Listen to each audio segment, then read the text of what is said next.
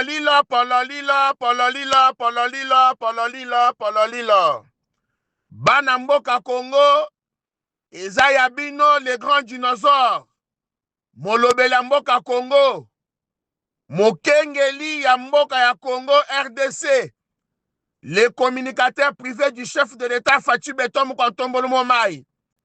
Koyebisa bana mboka ke lobi tolingaki tolela coup d'état raté na kati ya Kinshasa epai ya muto oyo babengi PPSM Général Kabi Kabikirize oyo azali le numéro 1 ya garde républicaine.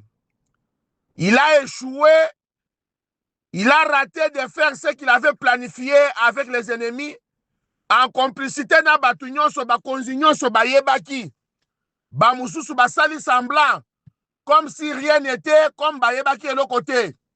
Chef de l'État Fatou Beton Mokontombolo Momai, fongola misu ngai naza leki na yo, naza mwana na yo, naza communicateur na yo, biso toza lukeba, biso tozali wana pona koéveiller yo.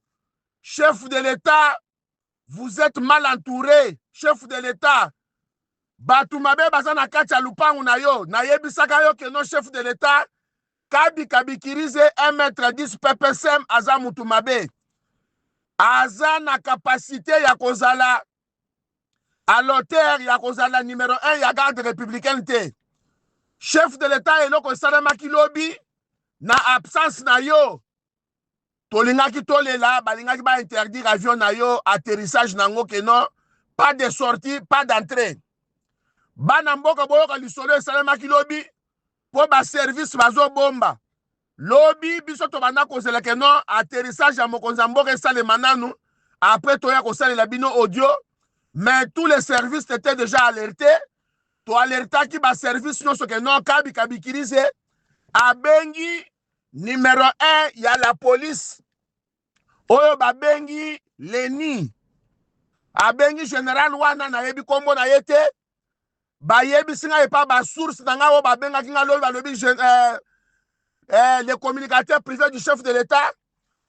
Awa nazoloba belela biso tolobi tokobelela bongo te po mokonza mboka aza libanda mboka. Kabi Kabikirize awuti kobenga général oyo ya Leni oyo aremplaçaki général Chani. Babengi général wana epa général Kabi alobi nini? Déplacer ba blende nyonso bibundeli nyonso oyo ya la police ya Leni oyo eza na kati ya stade de martyr, balongola yango nyonso ata eloko moko etikala te. Ngai Kabi Kabikirize le numéro 1 de la JR garde républicaine nazoya na basoda na ngai bazoya wana nombre yebani te, bakokota wana baya kosala oyo babengi entraînement. Bakosala entraînement na bango, bakoteste minduki na bango. Soki boyoki manduki ezobetama, ezala ba arme lourde, ezala ba simple arme, ezala ba arme nyonso ekobeta wana, bo panike te, bo replike te, bino bozongisa eloko te, bo répondre te. Ezalaki déjà coup d'état monté, batu na bango basalaki déjà batu oyo basa na kati ya baka. Yango wana tosengi na baka nyonso. Tolobi na baka nyonso za na kati ya Kinshasa, basala bafui na bandaku, ba recense ndaku na ndaku bayeba ke no kieki ndani aza voisin na yo, nani aza awa, banani baza wana. Awa nazoloba Kabi Kabikirize abandi koswanisa général wana, babandi kosala kosetiraye oyo alobi yozu mitindo wana wapi. Kabi alobi batu nyonso bayebi général wana nzamba pambola ye, général comme azalaki na ye souple, abengi le numéro 1 ya maison militaire général Malou. Général Malou alobi na yebi makambo wana te, zela na benga chef d'état-major. Chef d'état-major Banza, soki oza complice na makambo oyo kokangama pe. Babengi Banza, chef d'état-major mobimba ya mboka Congo ayebi te ke non le numéro 1 ya garde républicaine na kobetisa manduki na kati ya stade de martyr. Bulu na bango ezalaki nini? Tango bakobanda kobeta manduki wana, RTNC ezakaka pembeni wana. Batindi batu na bango bakangi RTNC baleki mbala moko na chaîne nationale balobi que non pas d'entrée pas de sortie mokonzi ya mboka atikali libanda oyo akoki kozala président asotoproclame mokonzi ya mboka atikali libanda masasi ebandi kobetama tolinga tozala na mbutu babengi général Alonga Boni alobi ayebi makambo wana te. Le numéro 1 de la police congolaise n'était pas informé que non bakobeta masasi ou bien bakosala entraînement ya garde républicaine na kati ya stade. Babengi chef d'état-major na chef d'état-major adien bayebi te. Babengi ministre ya intérieur Jacquemain Chaban yepe ayebi te. Jacquemain Chaban à son tour il appelle le président de la République. Président de la République n'était pas au courant. Asutuki pe. Siko makambo boye tokoloba ke non muto ya koki kozala numéro 1 ya garde républicaine. Muko Antombolo Mai, avec tout le respect qu'on vous doit, na considération sur ton peuple en tant que président Nabiso, yo ke la pe biso, yo ke la pe peuple na yo, so ki to lobi eloko to lobango pambate. Biso to senga ki yo ke non départ ya Gabi alongo na garde républicaine yo boyi. Ozo yo ka loko ozo yo kate. Ozo c'est la makamwe komela yo tango kokoma biso ba muso to kotika la wapi. Biso ba muso to kotika la wapi.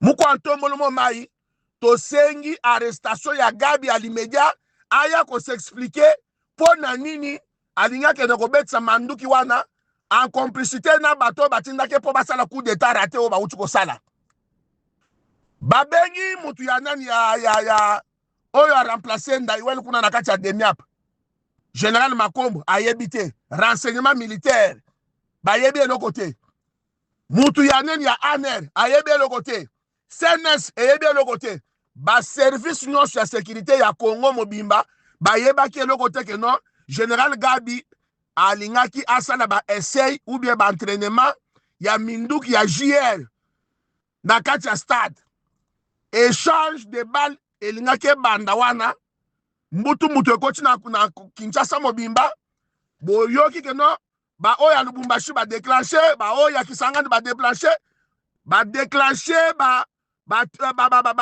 ba minduki partout tolinga to contrôler yango ndenge nini yango wana to sengi mokonzi ya mboka bakanga général Gabi alakisa biso bato batindaki ye et puis ayebisa biso plan nini oyo bango baplanifiaki et puis mokonzi ya mboka lisu likolo ya lisu omoni bato nyonso babengaki bango nyonso bayebaki makambo oyo basali semblant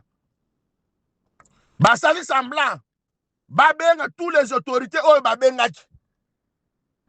Moi, je peux dire que non, tant on a sali constat nangai. Mouto a sauvé République, ezali, général Oya Leni ou Aboyeli Kabi, que non, aya kocha manduki na yewana, baya ko tester manduki na yewana.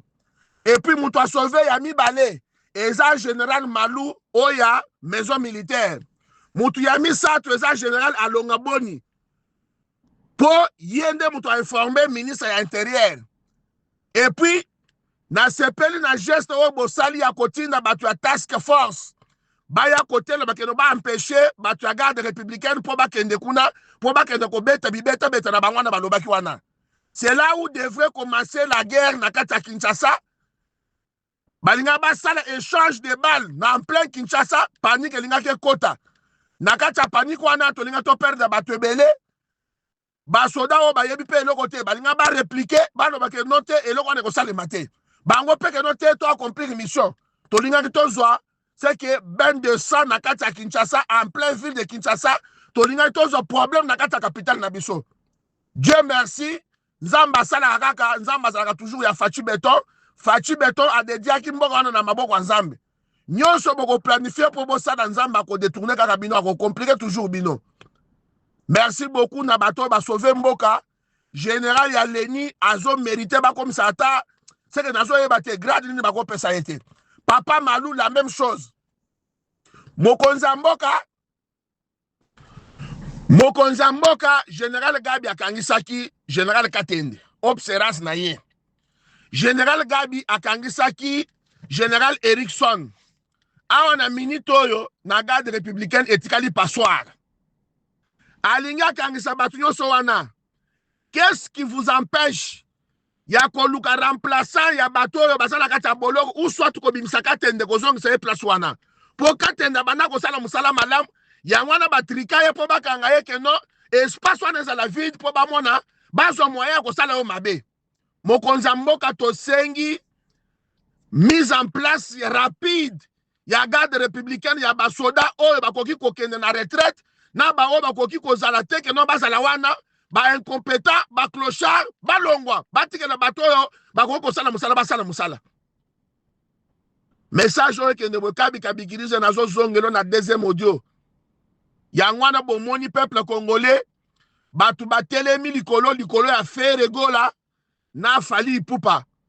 Baye ko distraire biso ba communicateur po tozala distrait to contrôler mboka te. Na sengi na peuple congolais congolaise bozala distrait te. Bokota na makambo ya bandeko na ngai mibale wana Fally Ipupa na fere gola te. Eza distraction pure et simple. Tozala distrait te.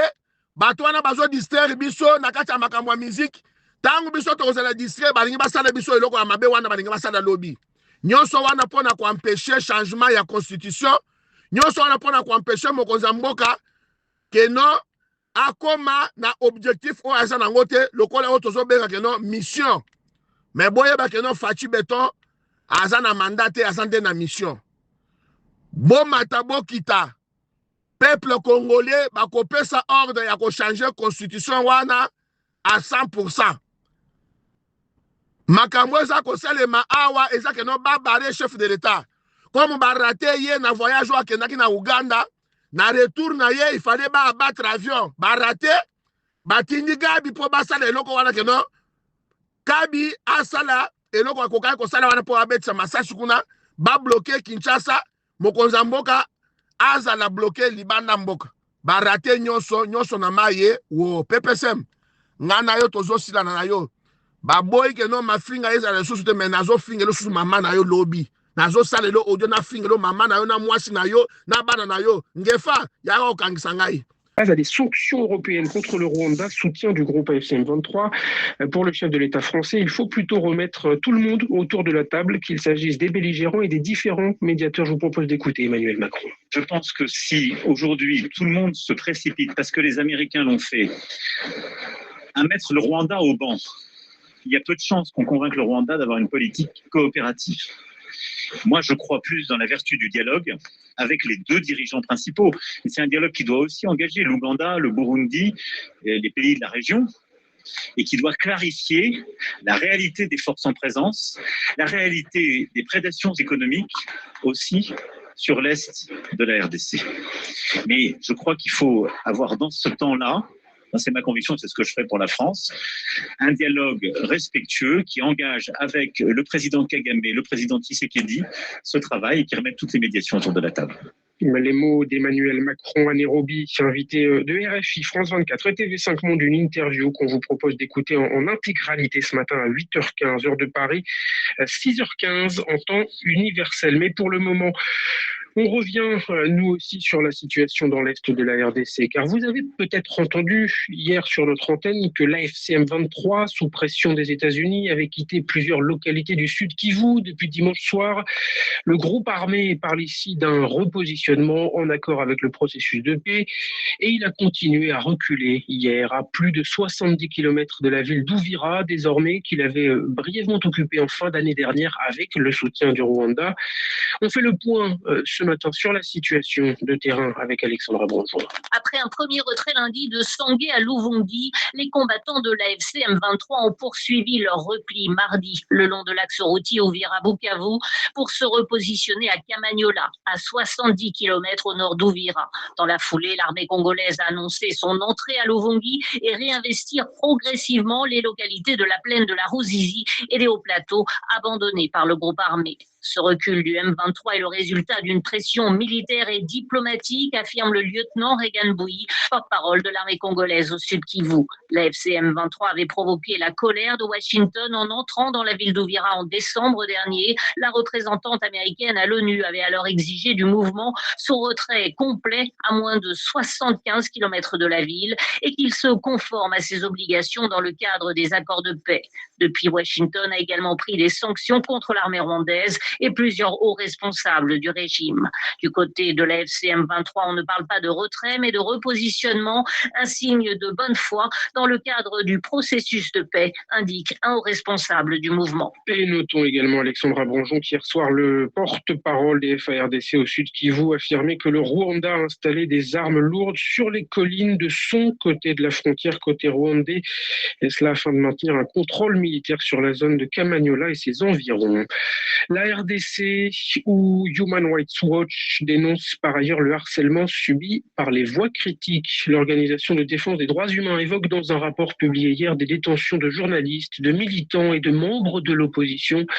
Le tout dans un contexte de guerre persistante dans l'Est donc, et à l'heure où la présidence souhaite modifier la constitution, Pauline Azidi. On a soulevé plusieurs instances où il y a eu des violations de droits. Par exemple, le 24 mars, dans la capitale, on a trouvé que la police a lancé des gaz lacrymogènes et fait usage de la force contre les manifestants qui défilaient pacifiquement pour dénoncer les changements constitutionnels proposés. Et ça, selon les médias et aussi des représentants de la partie ICD.